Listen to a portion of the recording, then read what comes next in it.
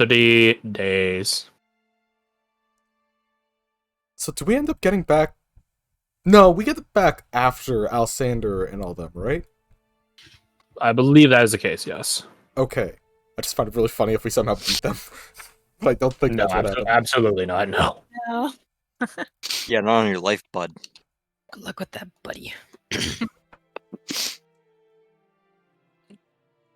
You guys, Altani does ask about what the hell it was out there, and he just refers to her simply as the Light Chaser.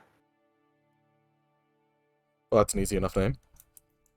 What's a light chaser? So does You it have chase never- light, or is it the light that chases? So do both. Huh. You've never heard of this legend before. Yeah. Not surprising. Oh, wait. Altani asks if it's a type of fae, and he says, not as such, no. Legends sometimes say it's a fairy, but from what he's seen, and definitely now, no. They, if anything, appear more humanoid, although he doesn't think they're human. He has his theories. Maybe it's some sort of Nevros Decoratos Alas that got utter power, but lost the rest of their tribe. Maybe it's someone that has fae investitures in them, but are not fae themselves. There are plenty of theories. But that, and he remarks this, right? It doesn't matter, the theories. At the end of the day, knowing that it's this thing versus that thing doesn't matter in the grand scheme of things. The most important thing you would get from that knowledge is how to keep yourself safe, or how to fight it. Such as having a flute, apparently. Mm-hmm. Exactly. Right? If saying it's a fae doesn't give you any indication as to how to defend against it, which it normally does, right? There are certain things you should know about fae that keep yourself safe or how to fight them. But if that is irrelevant, like in this case, no one knows if it's a fae, a humanoid, whatever, then what does it fucking matter? Talk about all you want. Talk about it in your own time. I'm trying to live. Shut the fuck up. Yeah. Right. And that's how Nessie is. He's definitely not mean about it, but he just sees as sort of a frivolous activity. You know, sort of semantic, pedantic. So, you tell him about your village, I assume. Yup. In the confines of Duvros. Yeah.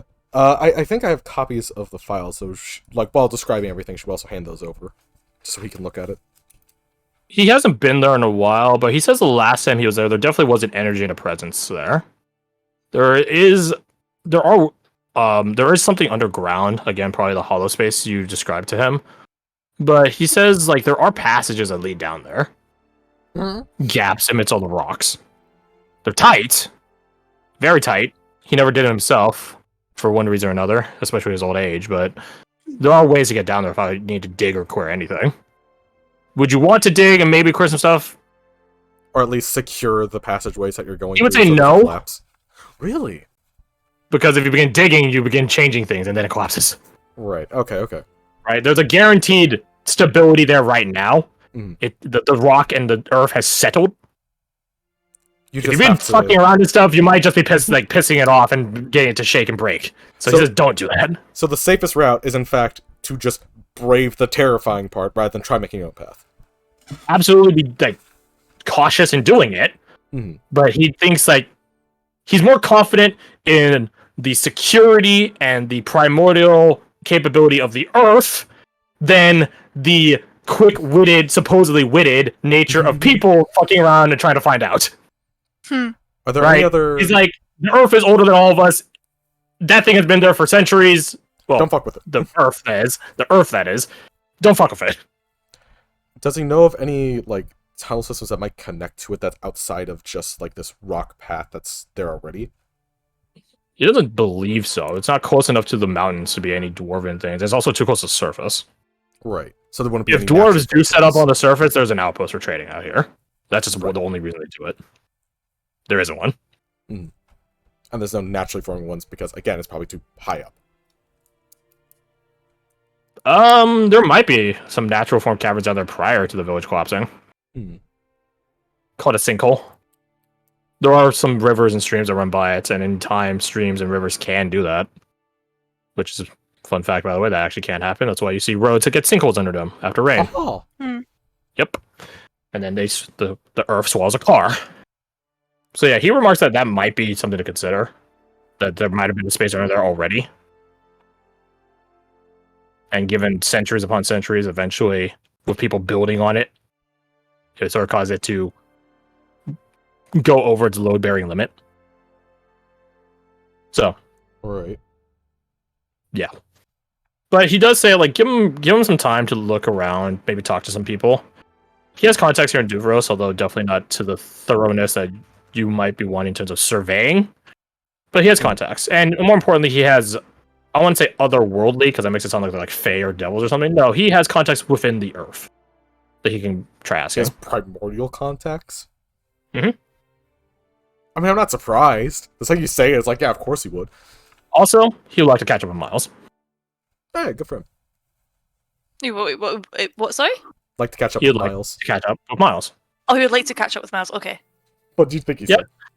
Nessie being out here growing fucking old, and Miles out there looking as pretty as a K-pop band. Strangulation Bit ensues. unfair. He would say bit unfair. He says that with a little tongue in cheek. But yeah. So give him a few days, and that will be the days you guys can go to the carnival. I could totally dig that. And it also gives time for Anushka to pester both of them if she wants to. Oh yeah, 100%, 100%. She'd also like to know what the hell he's doing out in the Farcast Peninsula, but you know. Mm-hmm. He says it's best that you don't know. Disappointed? Okay. It's the sort of thing where if you know what he's looking for, you might look for it, and if you begin looking for it, you're inviting danger upon yourself. So thusly, if he just never tells you, you never know what to look for, and thusly you're never in danger. Big brain. Yeah, but that's not fair. He says Also- once you're able to shroud your mind, sure. I mean, don't always teach me how to shroud my mind. That's not something I can teach, girl. Very disappointed. It's something you learn. Once you take enough time out in the nights. Once you feel moonlit protection enough times. Once you look into the void, or the dark, or whatever it is out there and never blink. That's when you have it. I've sort of already looked at the void in a way, so that kinda counts, right? But did you blink? I do not remember. Did you cower? Did you feel a fear in your heart? For yourself, for others? Not really, I was too busy shooting stuff. Then you weren't thinking. You were acting. Instinctively. Our line of work, Anushka, as I've always said, we cannot just go on instinct. We need to trust our instinct, use it as a tool, but we cannot dictate what we do.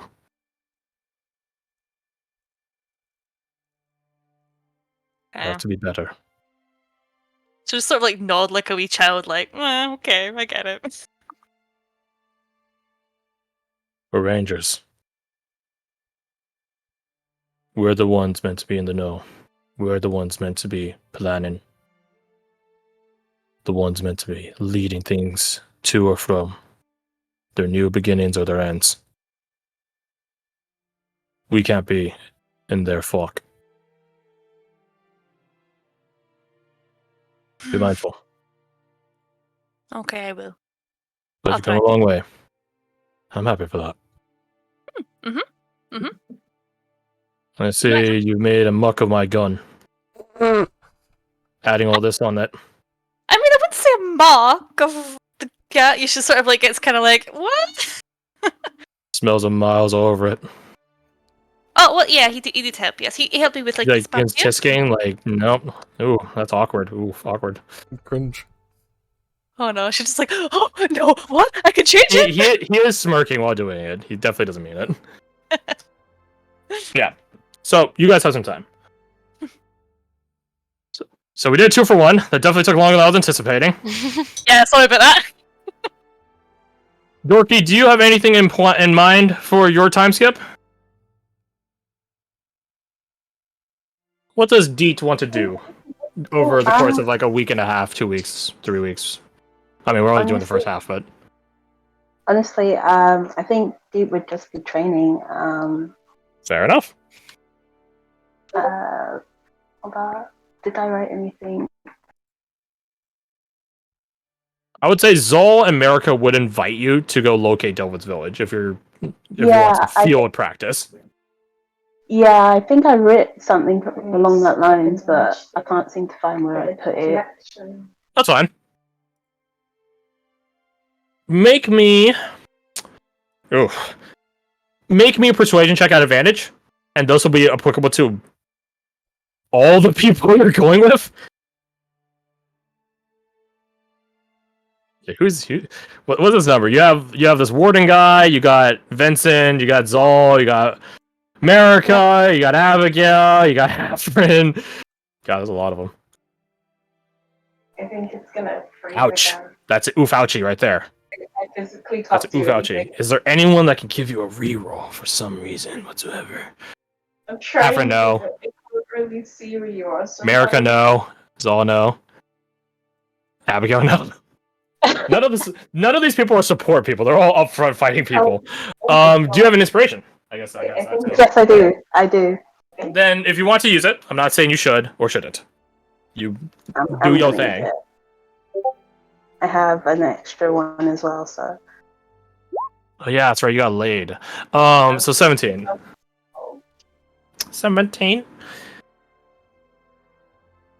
It's a bit of a quiet time trekking around the twins, following the lead of his name is Gwyn, Warden Gwyn, and then Vincent and Abigail, who is technically not a ranger, but like halfway there. Zol is pretty accustomed to this, and he definitely helps you keep pace through the swamp.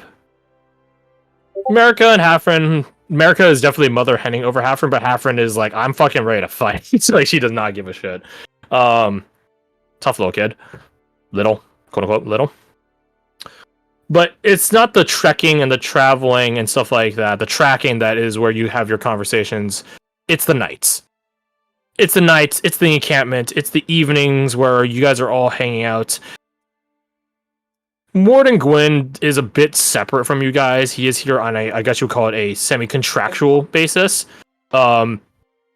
He is out here because of his job, and you guys are just helping him with his job, technically. Because it's his job to forage and range out here.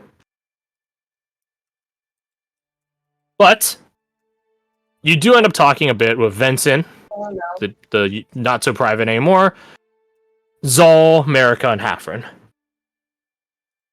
Abigail is definitely a bit lost to the sea, so to speak, lost in a sea of thoughts. So she doesn't really talk this entire time.